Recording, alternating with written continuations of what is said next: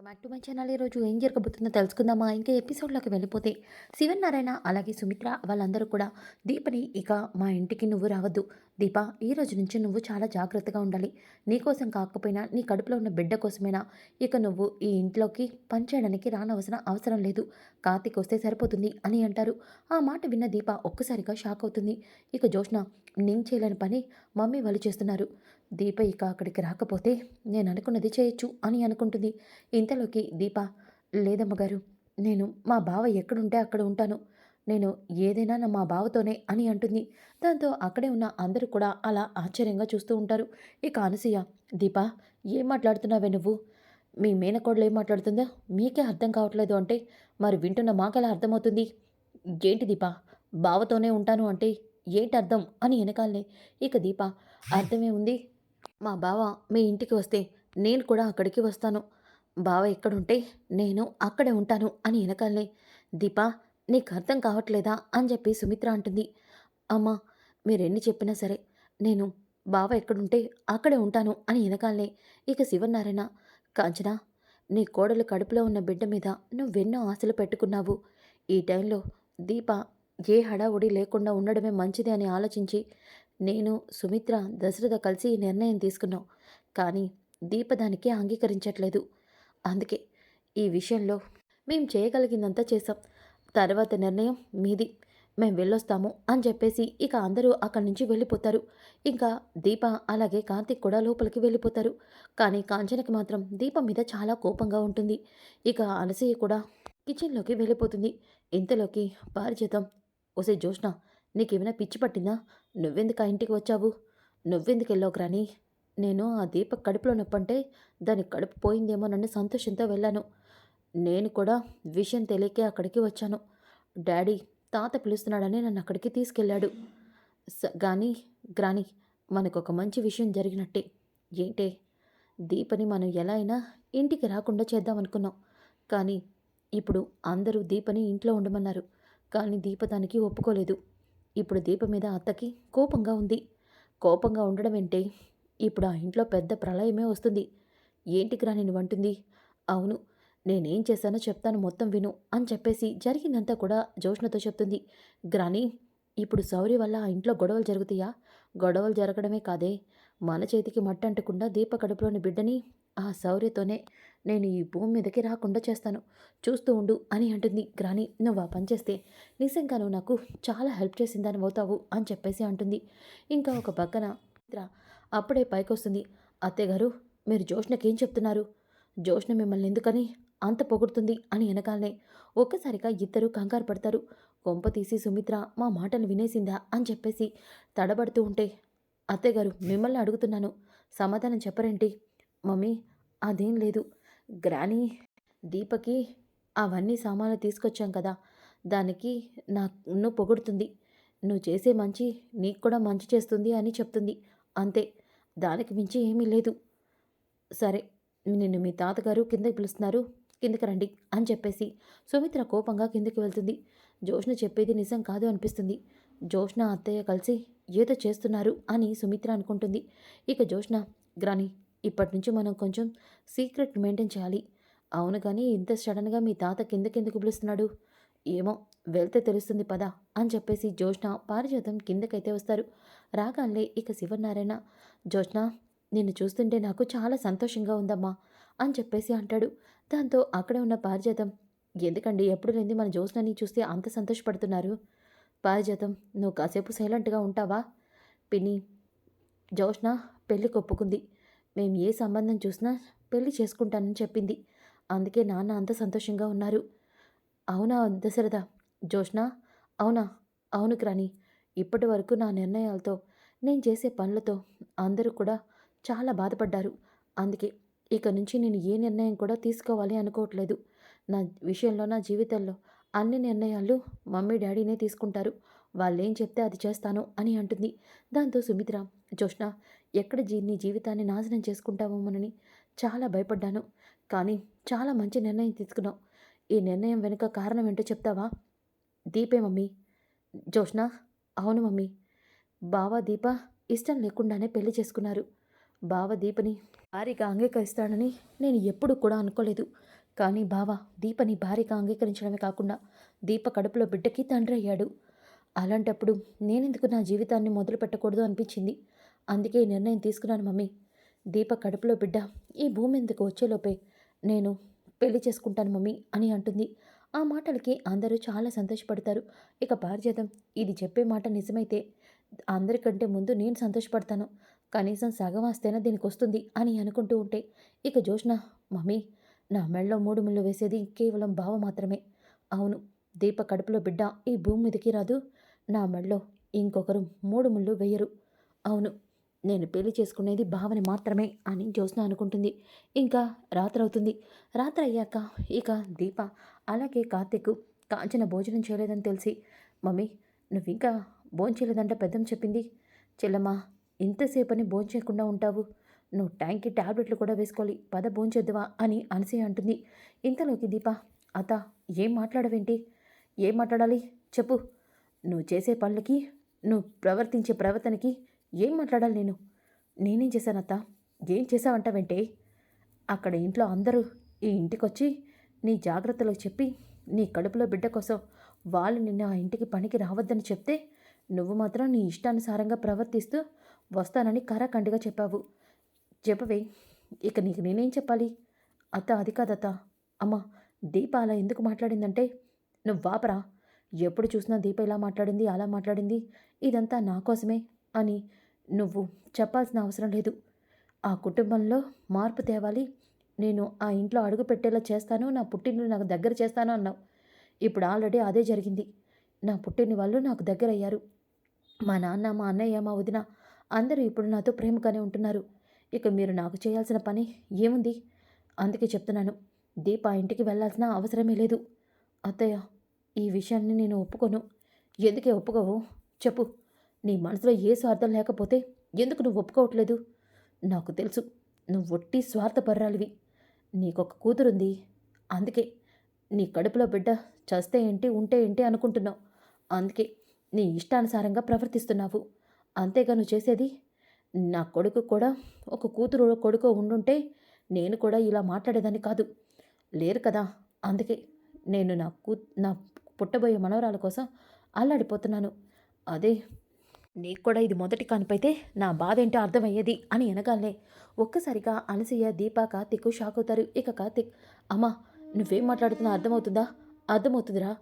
నేను ఆడదాన్ని, అందుకే ఇలా మాట్లాడుతున్నాను.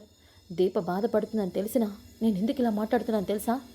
దీప కడుపులో ఉన్న బిడ్డ నా మనవరాలు, మా అమ్మ ఈ భూమి మీదకి తిరిగి వస్తుందని ఎంతో సంతోషపడుతున్నాను. కానీ నీ భార్య తను నచ్చినట్టు చేస్తుంది. ఎందుకు చేస్తుంది చెప్పరా అని అంటూ ఉంటే ఇక అనసూయ చెల్లమ్మా ఆపుతావా అని అంటుంది.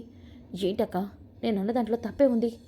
చెల్లమ్మా నువ్వు మాట్లాడేది ముమ్మాటికి తప్పే. అసలు శౌర్య అని అంటూ ఉంటే ఇక దీప అత్తయ్య దయచేసి ఈ విషయంలో నువ్వేమీ మాట్లాడద్దు. నా మాట విను. నువ్విక్కడి నుంచి వెళ్ళు అని వెనకాలనే ఇక కార్తీక్ అమ్మా నువ్వేని చెప్పినా సరే దీప ఆ ఇంటికి వస్తుంది. అవును, ఈ విషయాన్ని నేను ఎట్టి పరిస్థితిలోనూ నేను నీకు చెప్పలేను అని చెప్పేసి కార్తీక్ దీప లోపలికి వెళ్ళిపోతారు. ఇక అనసూయ కూడా కోపంగా వెళ్ళిపోతుంది. అక్కడే ఉన్న శౌర్య మాత్రం అమ్మ అమ్మ ఎందుకని ఏడుస్తుంది? చిన్న నానమ్మ ఎందుకని అమ్మ మీద అరుస్తుంది? అంటే జోగ్రాని చెప్పింది నిజమేనా? అందరికీ నా మీద ప్రేమ పోయినట్టేనా? అందరికీ అమ్మ కడుపులో ఉన్న చెల్లి మీదే ప్రేమ ఉందా? అందుకనే అందరూ చెల్లి గురించే బాధపడుతున్నారా అని అనుకుంటూ ఉంటుంది. ఇంకా ఉదయం అవుతుంది. దీప అలాగే కార్తీక్ ఇంటికి వస్తారు. రాగానే ఇక దశరథ కార్తీక్ అమ్మ దీప మీ నిర్ణయం ఇదా? మావయ్య దీప చెప్తే నా మాట వింటుందా? మా బావ ఎక్కడుంటే అక్కడే ఉంటానని చెప్పాను కదా సార్ అని అంటుంది. ఇక శివనారాయణ సరేరా కార్తీక్ టైంకి వచ్చావు. ఇట్రా ఇక్కడున్న ఈ ఫోటోల్లో ఏ అబ్బాయి బాగున్నాడో చెప్పరా అని వెనకాలనే ఏంటి తాత పొద్దున్నే కుర్రోళ్ళ ఫోటోలు తీసావు ఏంటి విషయం అని వెనకాలనే ఇక పారిజాతం ఏముంది పెళ్లి చేసుకుంటున్నావు అని వెనకాలనే గ్రాని ఈ వయసులో నీకు పెళ్ళా అని చెప్పేసి కార్తీక్ అంటాడు. ఒరేయ్ ఏం రాది నాకు పెళ్ళేంటి జోష్నకి. అవునరా జోష్న పెళ్ళికి ఒప్పుకుంది. అందుకే ఒక మంచి కుర్రోని చూసి జోష్నకి పెళ్లి చేయాలనుకుంటున్నాం. అదేదో నువ్వే చెప్తే బాగుంటుంది కదా తాత. జోష్న పెళ్ళి అంగరంగ వైభవంగా జరిపించాలి. పెద్ద మేడం పెళ్ళంటే మామూలు విషయమా? అలాగే పెద్ద మేడంకి ఇది ఇష్టమో లేదో అడిగారా? జోష్న చెప్పింది. తనకి నచ్చిన సంబంధం కన్నా మీరు నచ్చిన సంబంధమే చేసుకుంటానని. అని వెనకాలనే దీప, కార్తీక్ జోష్న ఏదో ప్లాన్ చేయబోతుంది అని చెప్పేసి మనసులో అనుకుంటారు. ఇంకా ఒక పక్కన కాంచన అలాగే అనసూయ కూడా అక్కడికి వస్తారు. రాగానే కాంచన అనసూయని చూసిన శివనారాయణ, దశరథ, సుమిత్ర షాక్ అవుతారు. వదినా, అమ్మ కాంచన, అమ్మ కాంచన, ఏంటి ఇలా వచ్చావు? అమ్మా, నువ్వు నా మాట విననప్పుడు నేను నీ మాట వినాలి, ఎందుకు వినాలరా? అందుకే ఇక్కడికి వచ్చాను. మా నాన్నకి ఒక మాట చెప్పి వెళ్దామని. నేను నీతో నీ భార్యతో మాట్లాడడానికి కాదు అని చెప్పేసి అంటుంది. ఇక పారిజాతం పాపం కాంచనను చూస్తుంటే బాధేస్తుందండి. కాంచన మాట ఒక్కరు కూడా వినరు. అయినా కాంచన కష్టం చూస్తుంటే కడుపు తల్లిపోతుంది. భర్త కాంచనని మోసం చేశాడు. కొడుకు పెళ్ళం మాట వింటాడు తప్ప తల్లిని పట్టించుకోడు. పాపం కాంచన అందుకే తన బాధ చెప్పుకోవడానికి ఇక్కడికి వచ్చినట్టుంది అని వెనకాలనే ఇక కార్తీక్, పారు, నువ్వు నొక్కి నొక్కి ఎదుటివారిని గుచ్చాల్సిన అవసరం లేదు. మా పిన్నన్న దాంట్లో తప్పేముందిరా?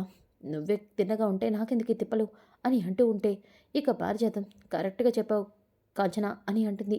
కాంచన, అసలు నువ్వెందుకు ఇక్కడికి వచ్చావో చెప్పు. నాన్న, నా కోడలు దీప ఈ ఇంట్లో పనిచేయడానికి వీల్లేదు. అలాగే నా కొడుకు కూడా ఈ ఇంట్లో పనిచేయడానికి వీల్లేదు. నీ కూతురిగా ఈ విషయం నిన్ను అడుగుదామని ఇక్కడికి వచ్చాను. చెప్పు నాన్న, నువ్వేనా వాడు నా కోడలు ఈ ఇంటికి పనికి రావడానికి ఇష్టం లేదని చెప్పు నాన్న. ఆ అగ్రిమెంట్ని క్యాన్సిల్ చేసుకో నాన్న అని అంటూ ఉంటే ఇక జోష్న, అత్త, ఆ నిర్ణయం నాది. నేను చెప్తేనే బావ, దీప ఈ ఇంట్లో పని వాళ్ళుగా ఉండరు. అలాంటప్పుడు నిర్ణయం తీసుకోవాల్సింది నేను, తాత కాదు అని వెనకాలనే నోరు ముయ్యవే. అసలు నీ వల్లనే ఇదంతా మొదలైంది. ఇప్పుడు నువ్వు మాట్లాడతావు? నాన్న, నీ కూతురుగా నేనేం అడిగినా అది చేస్తానని చెప్పావు కదా, మరి నాకు ఈ చిన్న పని చేయలేవా నాన్న అని అంటూ ఉంటే ఇక పారిజాతం, కాంచన, ఇన్ని రోజులు లేని విషయం ఈరోజు అడుగుతున్నావంటే ఏంటో మాకు అర్థమైందిలే. వదినా, ఏమైంది? ఏమైందంటావేంటి? దీప కడుపులో బిడ్డకి ఏమవుతుందని మేమందరం కంగారు పడుతుంటే ఈ మహాతలకి మాత్రం ఆ కంగారే లేదు. ఎందుకంటే తనకు కూతురుంది కదా, అందుకేనేమో అని అంటూ ఉంటే అక్కడే ఉన్న పారిజాతం, కరెక్ట్గా చెప్పావు కాంచన. దీపకి తన కూతురు శౌర్య ఉంది కదా, రేపు ఈ బిడ్డ పుడితే తన కూతురు శౌర్య మీద కార్తీక్ ప్రేమ చూపించడేమో, నువ్వు కూడా ప్రేమ చూపించవేమో. ఒకవేళ ఆస్తి వచ్చినా అది శౌర్యకే దక్కుతుంది, లేదంటే కడుపులో ఉన్న బిడ్డకి ఎక్కడ వెళ్ళిపోతుందన్న భయమేమో. అందుకే ఆ బిడ్డకి ఏదైనా అవ్వాలని దీప ఇలాంటి పనులు చేస్తున్నట్టుంది అని వెనకాలనే ఒక్కసారిగా అక్కడ ఉన్న అందరూ షాక్ అవుతారు.